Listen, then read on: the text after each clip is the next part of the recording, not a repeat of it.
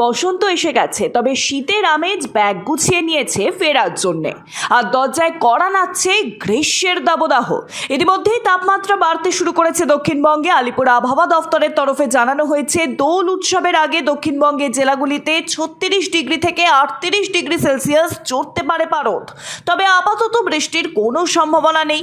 মূলত শুষ্ক আবহাওয়াই বজায় থাকবে, পরিষ্কার থাকবে আকাশ। মঙ্গলবার কলকাতার সর্বোচ্চ তাপমাত্রা 32.4 ডিগ্রি সেলসিয়াস, সর্বনিম্ন তাপমাত্রা 23.2 ডিগ্রি সেলসিয়াস। বাতাসে জলীয় বাষ্পের পরিমাণ 40 থেকে 94%।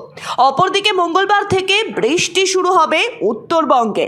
বজ্রবিদ্যুৎ সহ হালকা বৃষ্টির সম্ভাবনা রয়েছে উত্তরবঙ্গে। বুধবার এবং বৃহস্পতিবার বাড়বে বৃষ্টির পরিমাণ।